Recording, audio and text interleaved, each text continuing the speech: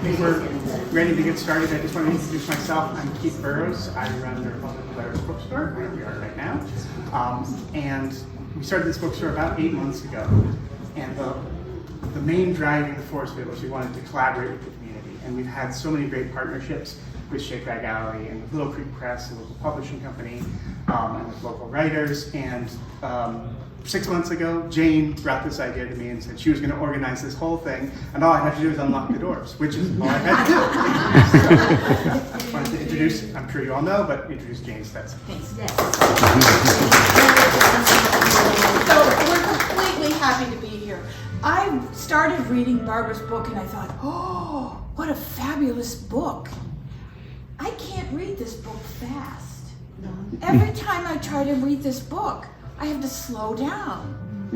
And I like the ending of the book where she was going wind or where she was going wind or shore or everything. I thought, oh, these individual places where she actually starts paying attention to the earth. Oh, she actually did what she said she was going to set out to do. So I love it. I just love it. And the other thing, of course, is that she is from St. Luke's in Evanston, where I used to go to church. So it's nice that, you know, that she came out to the hinterland. But I do want to tell you something really that I shouldn't tell you at all. She pushed Mineral Point onto her GPS, and you'll never guess where she ended up. She ended up in Greene County. Mineral Point, Greene County, in the middle of a cornfield. Your destination is on the right.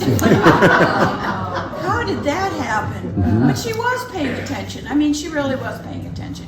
So I'm continuing to talk because there's people coming in. Keith, where are you? Okay, with Jared, I don't know what to do. But anyway, Barbara is well-versed in science, well-versed in contemplative understanding. And she has said more than once this weekend, the more science you know, the more you can appreciate the astonishments of the world. And that's pretty much what the book is about. And it's a peaceful. I didn't even say anything funny. Anyway, my good friend Barbara Mahany, please welcome.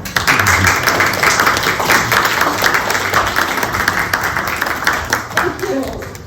I'm so happy to be here. Now they tell me I can sit down and you can still see me, so I hope you can still see me if I shrink into this chair.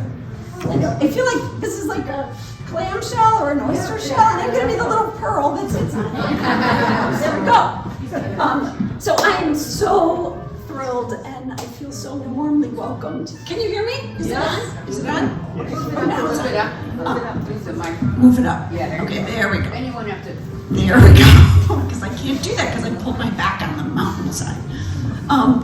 Anyway, huge thank you to Jane, who masterminded this whole thing. And I think maybe she emailed me 6 months ago and said, you know, would you ever come to the hinterlands?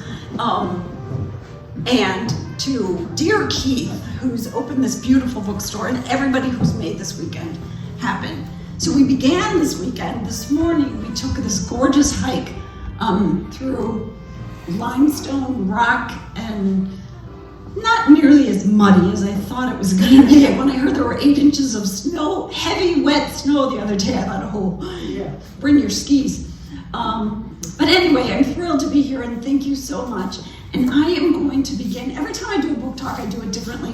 And I decided today that I want to begin with a reading, just to ground you a little bit in what this book is about. And before I start reading, I need to explain to you that the part of the world I'm from, which I will soon be describing, couldn't be more different than your beautiful, dramatic, glacial-free part of the world, corner of the world. Where I live, along the shore of Lake Michigan, just north of Chicago, as you will hear, the Ice Age glaciers steamrolled us into equanimity, and there is just not a, you know, if I have a tiny little molehill in my backyard, that's a mountain. We make mountains out of molehills where I live. So let me begin with a reading, and then I'll talk a little bit about how this book came to be, and I will talk a little bit about the book, then I'll end with a short passage, and then my favorite thing to do with audiences is questions and conversation back and forth. And that just really opens it up, and I get to know what you're curious about, and curiosity will take us wherever we decide to go. So I'll begin with a reading. It's from the first chapter, called Reading the Book of Nature. One of the first bibliographers to put a name to the Book of Nature was Antony the Great, a 3rd century Egyptian desert father who, when asked by a curious visitor how he managed to be so learned with nary a book on a shelf, replied, "My book is the nature of created things, and as often as I have a mind to read the words of God, it is at my hand." Theophan the Recluse, the 19th century Russian Orthodox saint, declared creation, quote, "a holy book filled with uncountable and wonderfully different paragraphs."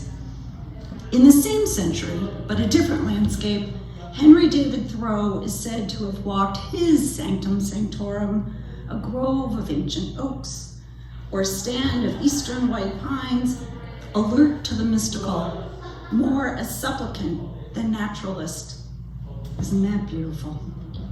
In his journal on September 7th, 1851, he wrote, "If by watching all day and all night I may detect some trace of the ineffable, then will it not be worth the while to watch?" His life's work, as he saw it, was, quote, "to be always on the alert to find God in nature, to know his lurking places, to attend all the oratorios, the operas in nature." I too am on lookout. Mine is a quotidian geography. The undulations of my topography are of the humdrum variety. No sharp chiseled summits, no crags in the rock. I live in the heartland after all. A landscape in my corner of the heartland, a landscape long ago steamrolled into equanimity by Ice Age glaciers that erased most every speck of drama as they receded. Nowadays, the nearest flowing current to my old jingled house is a canal carved out of the prairie, one charged with curbing the flow of dreck into the lake, the Great Lake Michigan, the one neighborhood landmark worthy of capital letters, the one whose roar I can pick out if I train my ears keenly amid the howlings of incoming wind or winter storm. The woods I call my own are habitat to the homeliest of flocks, ones most often cloaked in iterations of drab. Chickadee, nuthatch, sparrow, siskin. We startle to any dab of color. Blue jay, red-headed flicker, the perennial cardinal. Word travels fast if the barn owls swoop in, sightings spread with ferocity. We are a people of dialed-down expectation. And yet, I am attuned and on high alert to the filigree and bedazzlement of the author of it all, the one who paints the dawn in tourmaline streaks and salts the night sky in chalky, sometimes brilliant flecks. The one who thought to quench the thirst of the migrating butterfly with mists of fog, and remembered that baby birds might do well to memorize the star-stitched tracings far, far above the nursery that is the nest. Mine is the God of sunrise and nightfall, the breath behind birdsong and breeze in the oaks. Mine is the God of 1,000 voices, 1,000 lights, and gazillions of colors. Whether I notice or not, mine is the God who never hits pause when it comes to creation, inventing, reinventing, tweaking, editing, starting from scratch all over again, day after heavenly day. In the opening passages of French Jesuit paleontologist Pierre Teilhard de Chardin's The Divine Milieu, his 1957 text for the waverers, those caught at faith's threshold, not in or not out. He wrote, quote, "By means of all created things, without exception, the divine assails us, penetrates us, and molds us." His words, apt for the atomic age, are apt for this moment, the digital age, as well. We imagine creation as distant and inaccessible, Teilhard argued back then, as the threat of nuclear ash still hung in the air. Whereas, in fact, he wrote, we live steeped in its burning layers. The world, this palpable world which we are wont to treat with boredom and disrespect, is in truth a holy place, and we do not know it. His words are as true today as in the mid-20th century, when Hiroshima and the Holocaust shrouded the planet in apocalyptic vision, draped the beautiful and the blessed under light-blocking cloth. Ours now is a world lit up in digital glare. We stare into our phones instead of the stars, glued to our screens instead of the world in all its real-time rumblings and respirations. It's an ecology of loss. We're too blind to creation. And the losses I worry about aren't only the ones tabulated by climatologists, counted in species decline and extinctions, waters rising and ice caps melting. The losses I tally are just as profound, yet outside the bounds of the measurable. Beauty, wonder, the wild, intimacy, knowing the world by the whirl of your fingertips, by the dew of the dawn under your toes.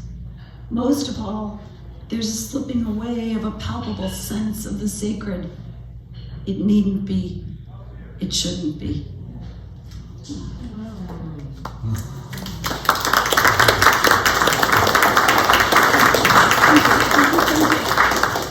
So, this book is titled The Book of Nature, and 10 years ago, I had never heard of the Book of Nature. Jane didn't mention this, but first of all, I was a pediatric oncology nurse. Then after I was a pediatric oncology nurse, I became a writer at the Chicago Tribune for 30 amazing, amazing years.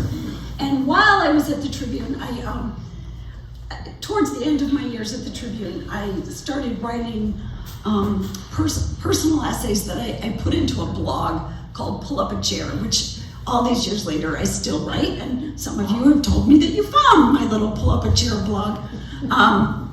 But anyway, a little over 10 years ago, we moved to Cambridge, Massachusetts for a year. My husband was the Chicago Tribune's longtime Pulitzer Prize winning architecture critic. My husband, this is pertinent, my husband happens to be Jewish and I was a lifelong Catholic. And we very much both love the spiritual life, love the sacred, and I've always been a person deeply interested in all paths toward the sacred. So we just dove into our Jewish Catholic household, and we celebrate everything. And if you have a great Buddhist holiday you want me to know about, I'll celebrate that too. So anyway, my husband was offered a Neiman Fellowship at Harvard for a year, and we rented this apartment. From this fellow who has become my literary godfather. His last name, where's Keith? His last name is Burroughs, but I don't think you're related to Mark Burroughs, are you? From Eau Claire? No. He's a poet. The Burroughs and my family are also in England. Okay, well then, never mind. Anyway, we rented this apartment from Mark Burroughs, who, it was kind of like living in a bookstore. He had those ladders that stretched to the ceiling and every single shelf. So as part of this fellowship at Harvard, the fellow, my husband, and the tag-along, that was me, they open the entire university, any class. I was the most piggy mud, I was the biggest pig in mud that ever there was, because I just signed up for every class under the sun. And, but I also said, I probably never needed to leave the apartment because Mark had this curated shelves of poetry and the sacred. And And poetry and the sacred and nature is pretty much the intersection of everything that I truly, truly, deeply love. And Mark said to me shortly after we rented the apartment, he said, hey, have you ever thought of writing a book? Because I've got this brilliant editor I would love you to meet. So I met this, who's gonna say no to that, right? So I met this brilliant editor. And my first book, which was published in 2014, was called Slowing Time. And it's a collection of personal essays arranged by season.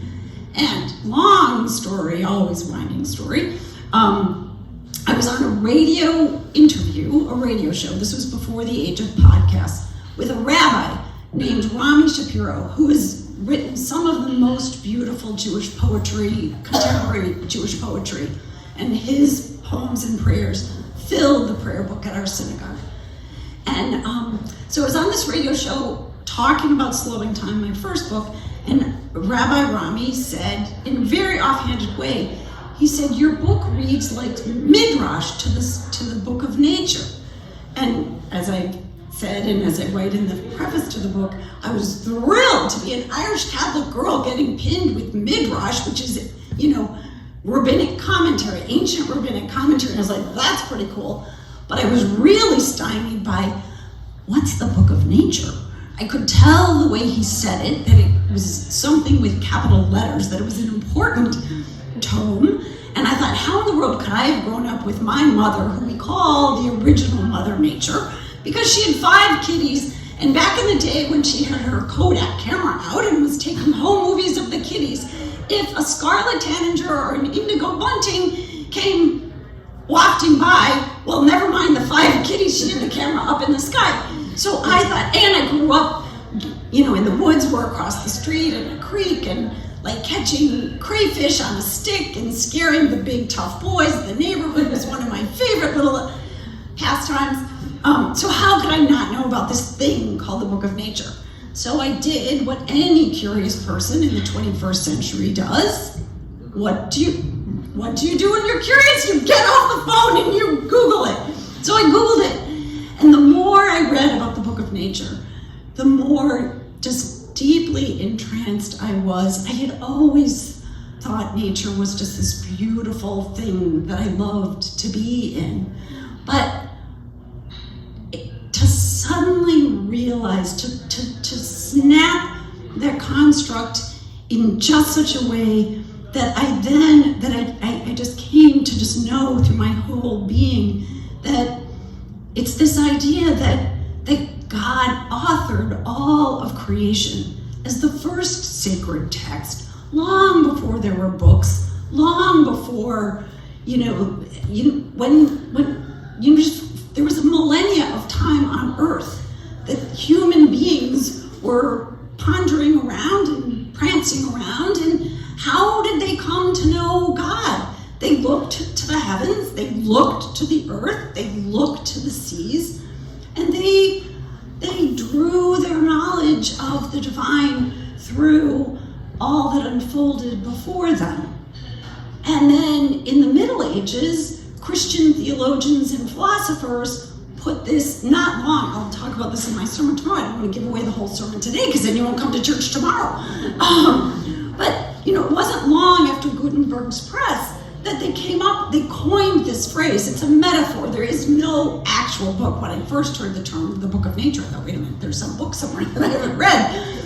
The book that needs to be read is the book just outside our kitchen doors and our kitchen windows. And if you live in this beautiful corner of the world, there is a most magnificent, dramatic book of nature right outside. So if I can find beautiful passages from the Book of Nature in my quotidian geography, you certainly can find it here. But anyway, so the more I read about I think what I was saying was these Christian philosophers and theologians gave it this name. It's a metaphor, and then it was an idea that really was captivating imaginations for quite a long time. And then they were teaching, scholars and theologians were teaching, they called it the two-book theology. That the book of nature needed to be read in tandem with scripture. It's not, go to the woods and don't ever read any other sacred text. Reading it together amplifies and I think draws out and points to some of the, particular wisdoms and I always talk about wisdoms and epiphanies. So anyway, the more I read and the more I realized that this was a way of understanding God that was just open to everyone. In an age in which we've used words as these divisive tools that divide us into them, there is no us or them in nature. There is no translator needed. It's a book open to all of us, and all the world religions see the sacred and the divine in all of creation. And so whether you're Buddhist or Jewish or Celtic or Episcopalian or whatever you are, it's a book for you. And what I love so deeply much is just this palpable sense of God. No matter what is heavy in my heart, I can go out my door, I can kneel down at the edge of my garden, and as I work the earth, I just find myself so often awestruck or goosebumps tingling down my spine as some mystical something occurs, whether it's a bird that shouldn't be there that suddenly lands on a branch before my eye, whether it's a broken off plant that finds a way to blossom to life anyway. The lessons seem to be endless, and they always seem to meet me where I am, and I have again and again and again a sense of this God who is tapping me on the shoulder, tapping me on the heart, who's there for the embrace. And so it's an idea that I've never tired of learning about. And when that editor came back to me, I wrote several other books in between, not for that editor, and then she came back to me just before the pandemic, and she wanted me to write this other book that I'm still interested in, but I haven't done it yet. And I said, you know what I'm really intrigued by right now? I said, I really love this idea of Book of Nature. And she was interested. And it was her brilliant idea. So the beginning of the book is just, I love talking about the architecture of a book. How do you structure a book? And this book's architecture is, I do a little bit of a deep dive in the first chapter about just this whole notion of the Book of Nature that has been pretty forgotten in contemporary times, just as a theological idea. And then I spent a chapter talking about the spiritual practice of paying attention. And every sage and mystic and prophet through time has understood that the more acutely we pay attention to the fine-grained things before our eyes, whether it's paying attention to like a little flash of sadness in someone's eye that we might otherwise not notice, or whether it's paying attention to, one of the unfoldings of nature, it's in that art, that sacred art of paying close attention that we're drawn again and again into the sacred. And then I did have a chapter on stillness that I really liked, but at the very last minute, there wasn't enough room and the editor didn't have time to edit it, so they just threw it on the cutting room floor. But Ernest Hemingway, a long time ago, saved my life when he said, you're only as good as what's left on the cutting room floor. So 9 million times at the Chicago Tribune, when I had to cut my favorite sentences out and throw them on the cutting room floor, I thought, well, I'm only as good as what's down there. So this poor little chapter is still wafting around looking for a home. But then the second half of the book is the part that my editor said, I want you to write meditations. I want you to pull pages from your own Book of Nature. What are the pages from your Book of Nature that most profoundly speak to you? And so I divided it into the earthly, the liminal, and the heavenly. And I have an essay about birds, an essay about the stars and the moon and the water's edge and the woods and all these sacred moments and places in time for me that especially draw me into the sacred. I think I want to open it to questions as soon as I'm going to read one passage from my mom and my grandmother taught me. I just grew up loving birds. I grew up knowing pretty much the name of many birds under the sun. And so I love reading this because I love my mom. And she taught me to love birds. And she taught me some important lessons. And every time I read this, I cry a little bit. But don't mind me. So I'm going to read this, a passage from the chapter called Birds.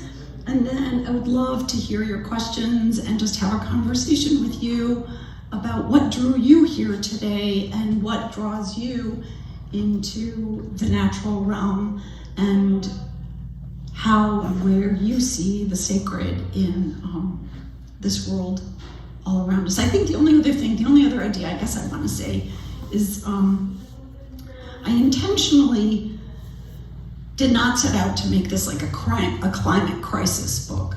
There is an epilogue called Lamentations for the Book of Nature.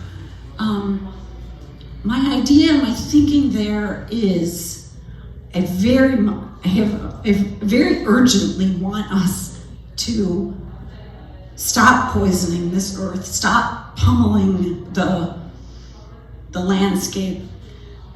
But I thought if I could reawaken us to this idea that nature isn't just a pretty stage set, but that it is in fact a conduit, a channel, a way that God invites us into the dance, that we would have a heightened sense of urgency about saving, like this is God's gift to us.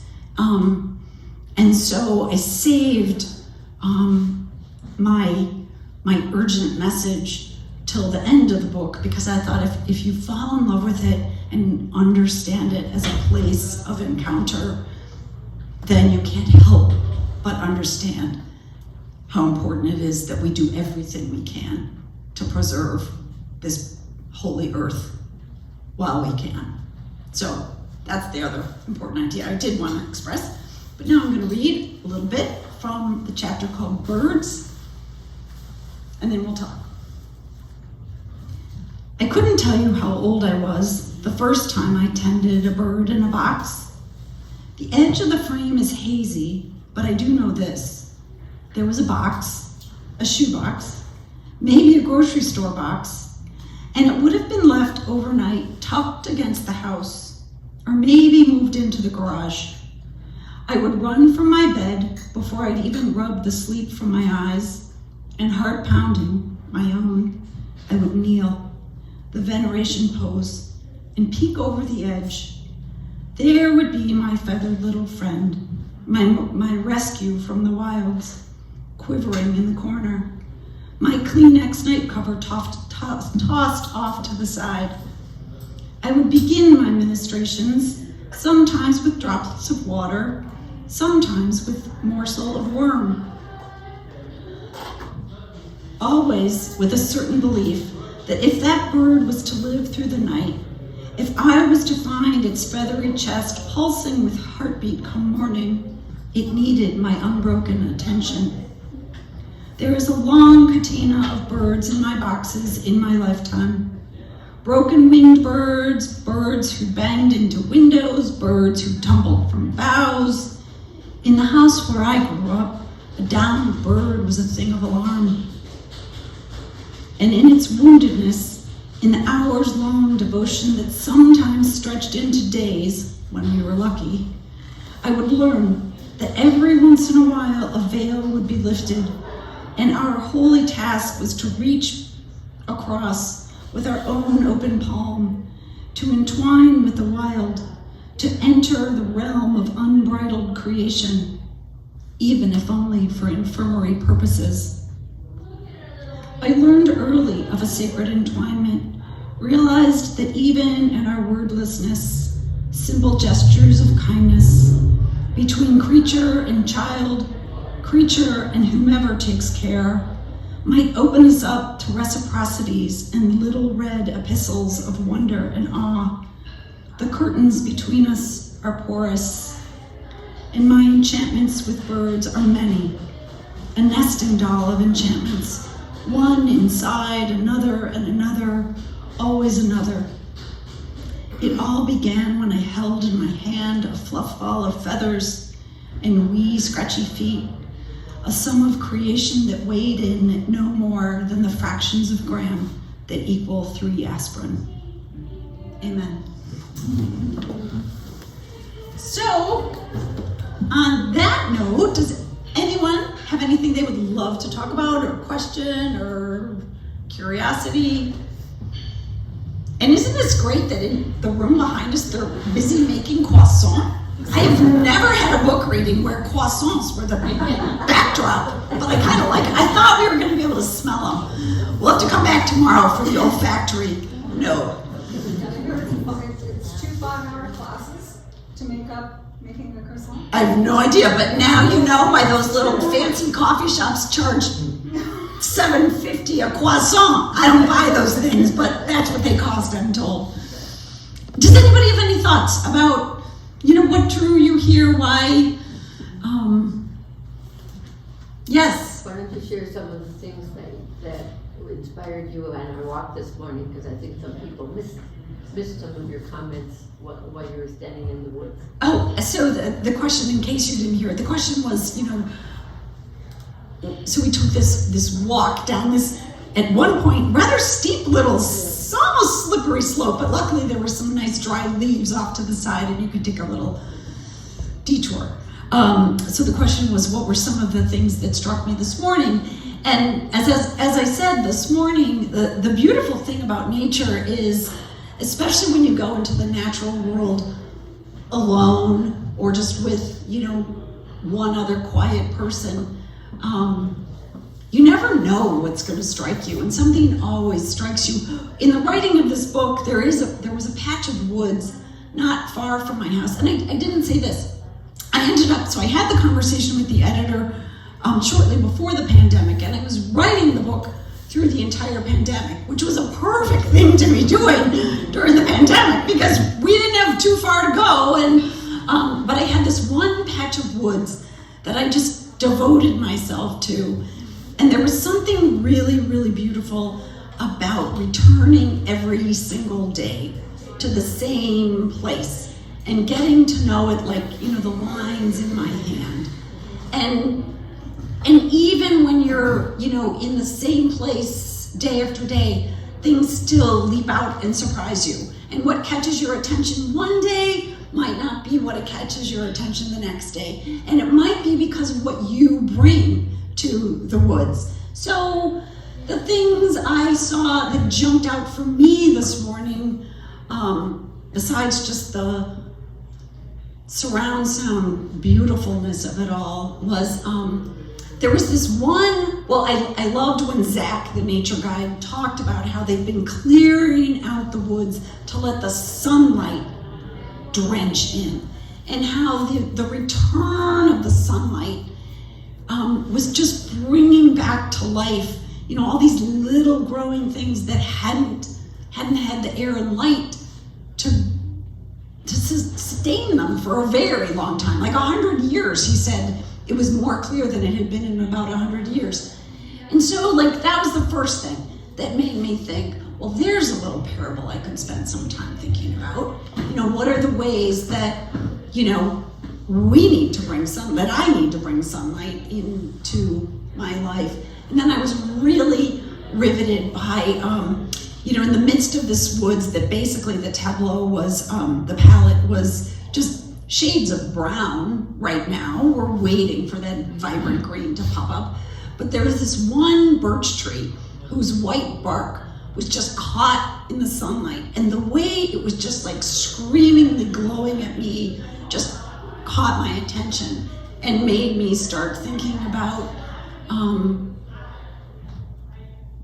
what it takes, how it just made me start thinking, but just like illuminated under the light, and how it just was sort of shining as a beacon. And sometimes I don't draw lessons. Sometimes I just feel a presence, and seeing that tree just shining there, it can feel to me,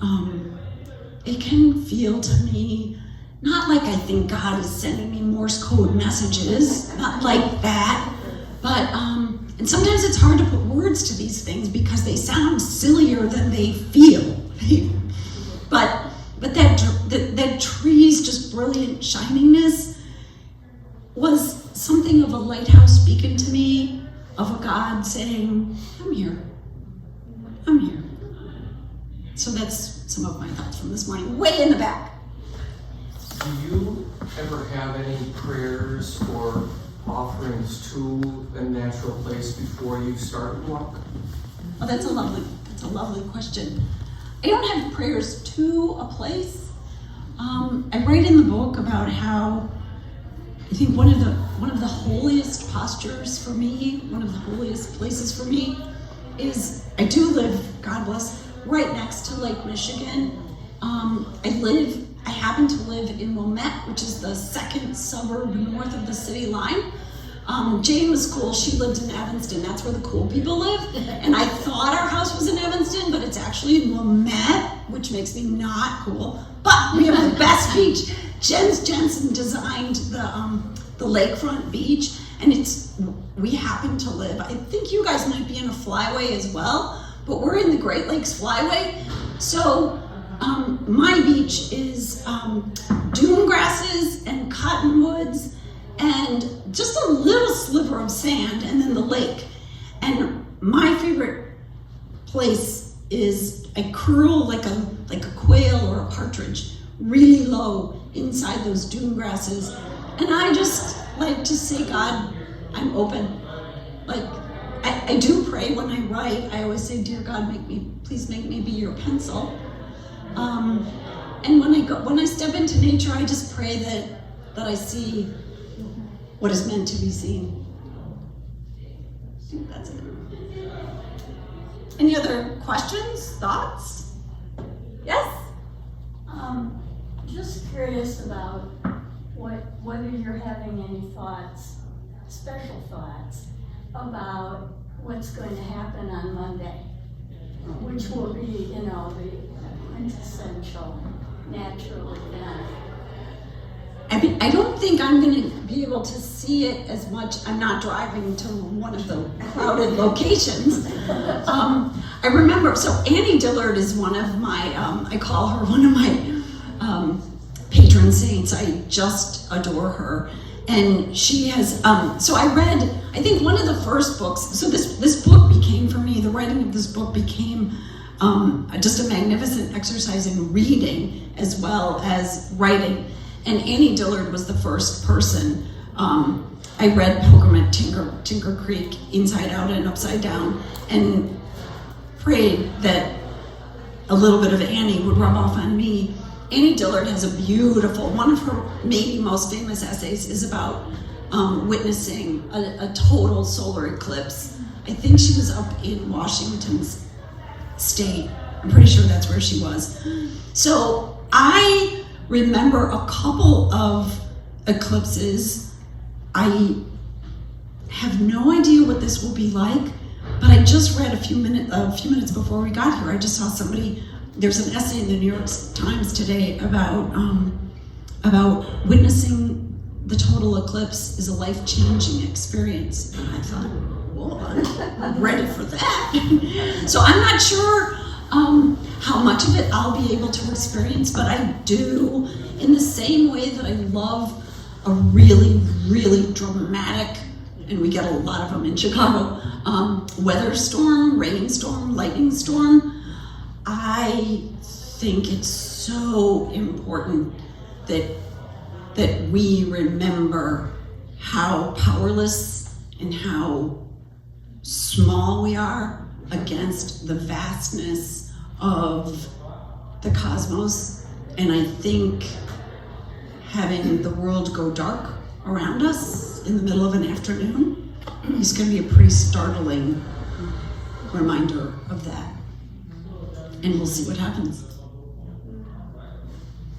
Yes? I just wanted to make a comment about the group walk we had this morning with quite a few people out in nature, and what you said is liking to go walk by yourself.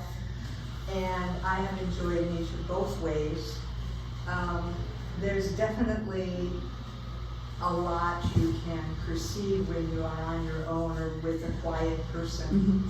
But it was so fun this morning to share it with the group, and I just felt a community of appreciating our natural world, and it filled me with hope, knowing there are other like-minded people that enjoy that, even if they're just there to kind of be curious or wonder what this is.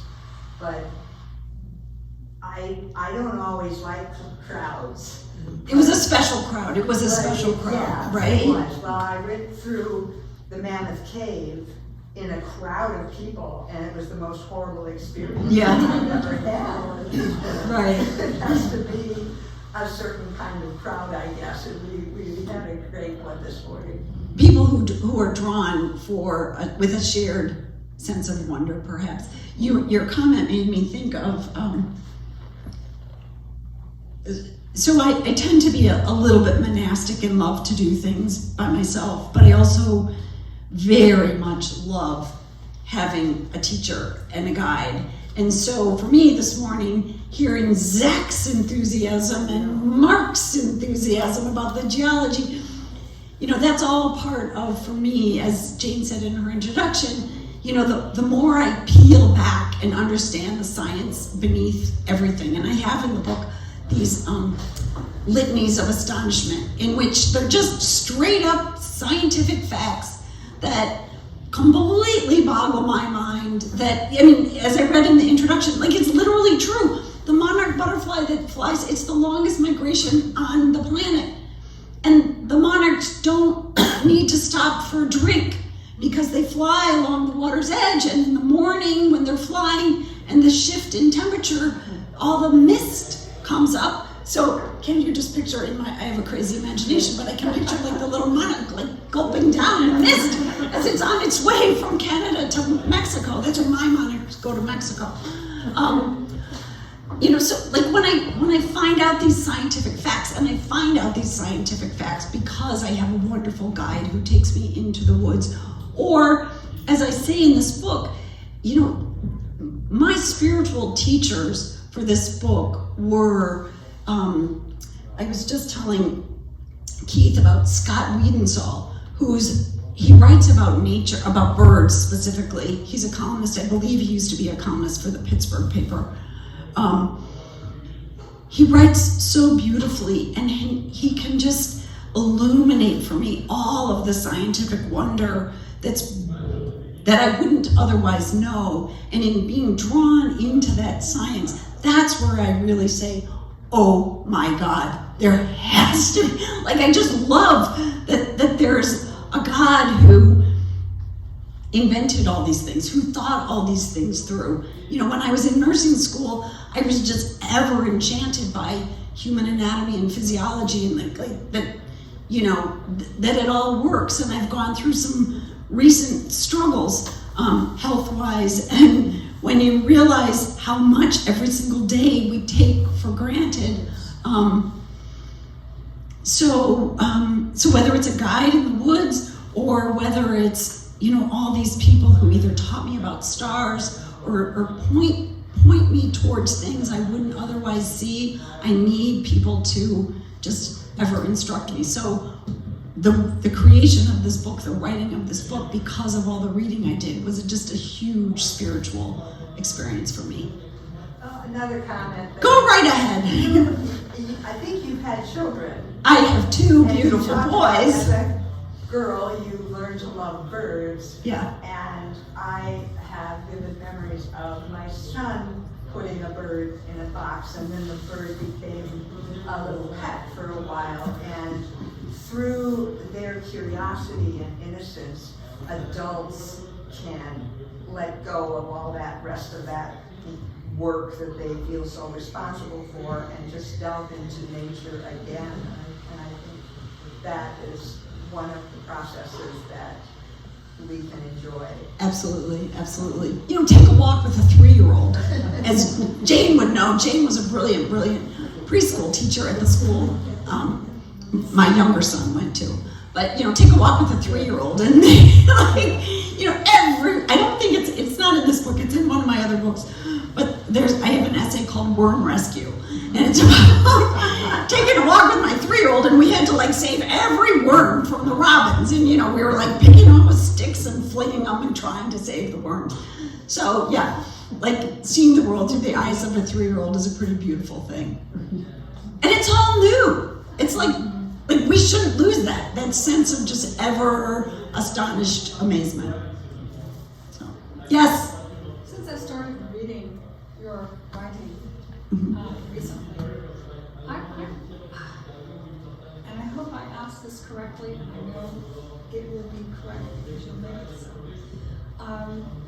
When you had decided to write about nature, which I understand very well, and spirituality, which I'm still in awe and struggling and figuring out where I am in that. Did you ever not think that you could put those two together? Or did you look at one or the other and say, oh, I'm not sure where I should write about? I wouldn't have trouble writing about spirituality. You studied it.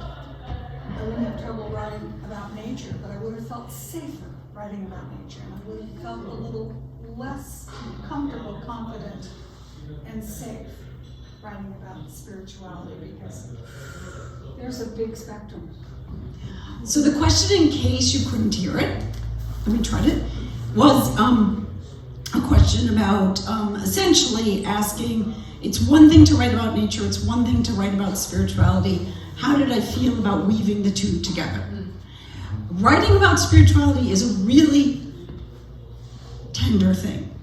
So as a writer at the Tribune for 30 years, I've said this before, I was pretty much known as a writer who wore her heart on her sleeve.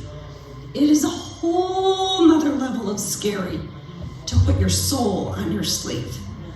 One of the great, this made me cry a little bit, one of the great training grounds in my life was in writing this blog. I had a Jewish mother-in-law who read my blog every single time I wrote it. And if she liked it, I would get a phone call within 5 minutes. Oh, Barbie, that was beautiful. And then there were days when the phone didn't ring. And I would spend the entire day wondering which sentence was it that didn't go over so well. So I became, and the more I wrote my blog, the more I found myself, because I think about spirituality and the sacred a lot, I found myself, you know, if you're going to be a true writer, you have to write about what's true. And what's true for me is the sacred realm. So I had to write about it. I did write about it. That is my commitment to the practice of writing, is I will tell the truth. And so, in large measure, because I have been in this really rich interfaith marriage for 32 years now, because and my Jewish mother-in-law was very secular. She was not like she was secular. And I have so many people in my life whose sense of religion is so vastly disparate. And I tried for years to find that really fine line that opens doors and doesn't close anyone out. And it's hard, it's a fine line to find, but I pray that I find it. You have opened that door for me. Thank you. Thank you. Thank you. So, writing about the sacred and nature because I came to it through the Book of Nature, which was at its heart, it was about the union between seeing the two. I was so enchanted with that idea that it was only natural that that was the path I was taking. Thank you. You're welcome. In the back. Yes, I have a question about how you deal with the nature that is also violent. And blood, based on everything needs something in order. I mean, rescuing worms, I understand, and I so appreciate your sense of the sacred, but then how do you put that together with the other? I think I've been asked that question almost every time I've done a book talk, and I've done a few book talks now in the last year on this book in particular. You know, the violence it's just a whole part of the spectrum. Right. And it breaks my heart. But in the breaking of our hearts, don't we just find deeper places, deeper chambers of empathy, of compassion, of,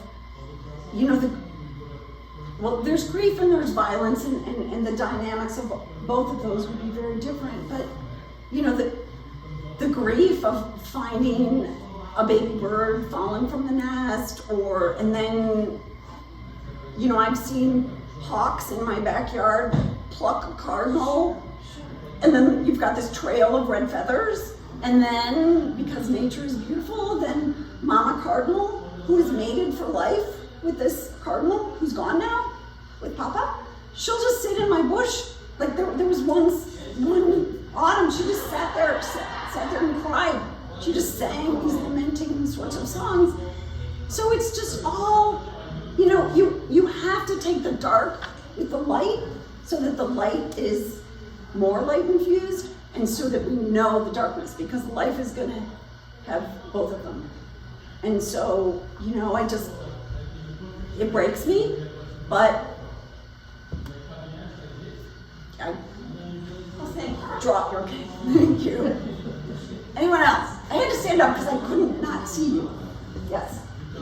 It makes me think that as humans, we do like to define what's dark and what's light and what's right and what's wrong.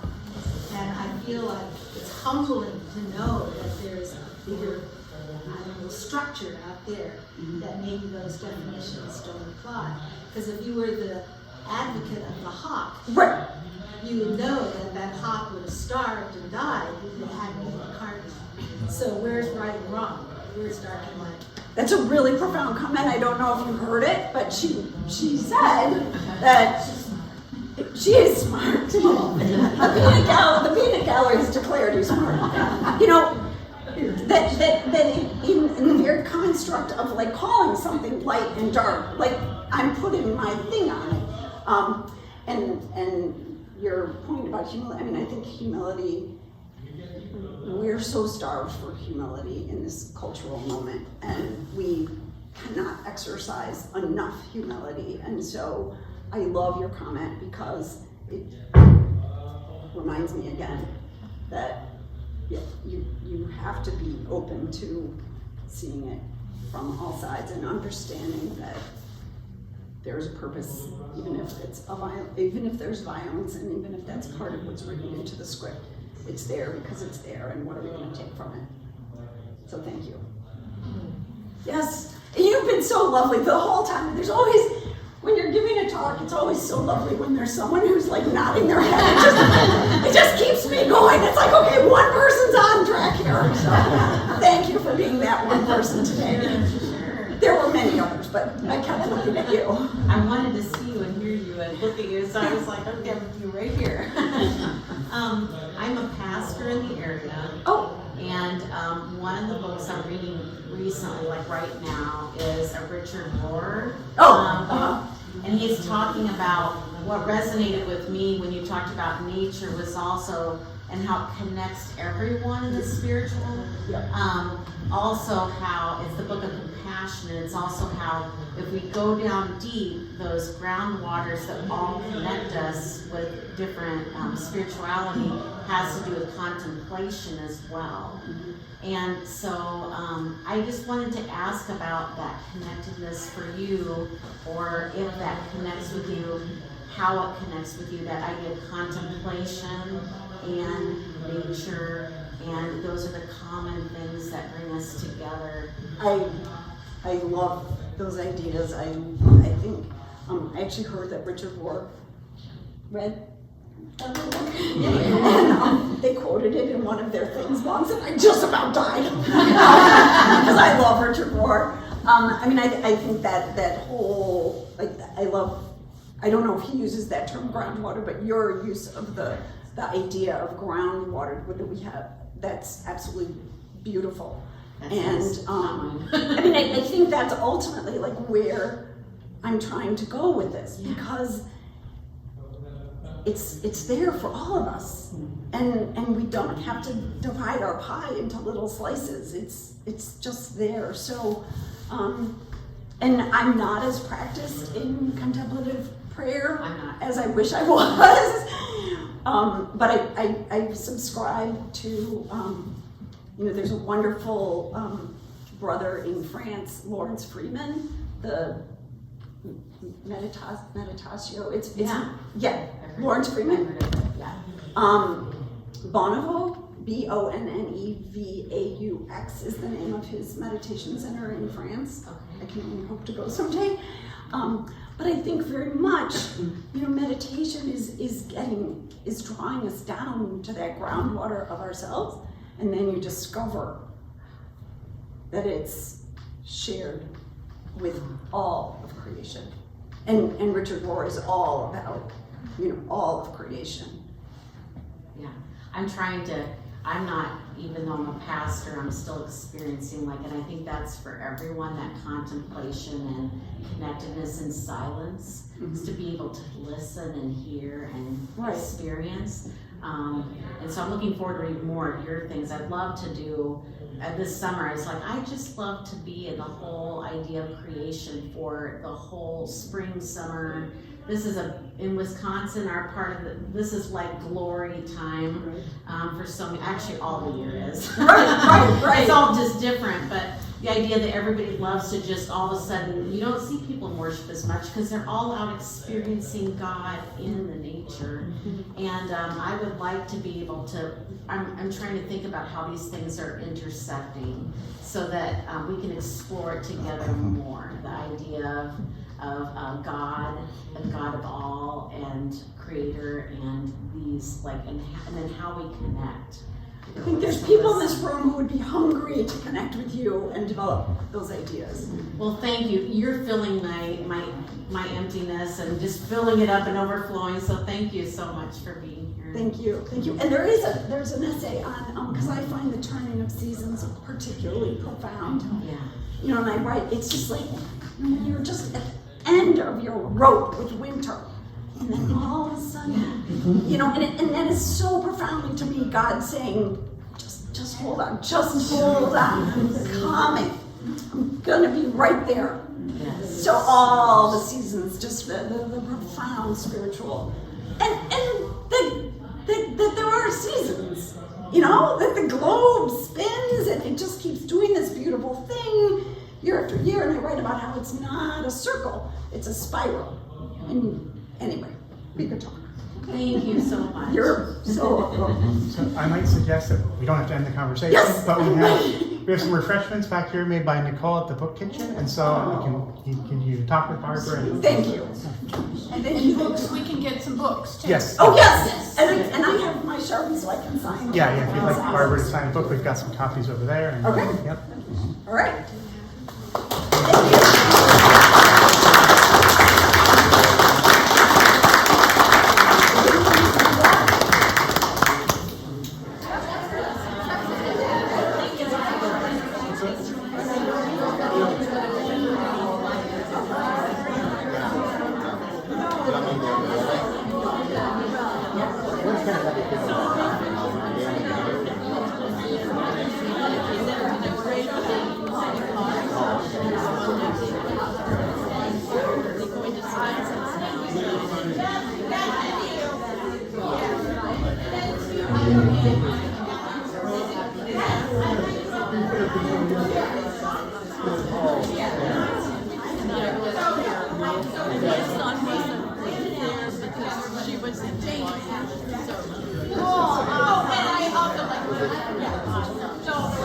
Anyway, lovely.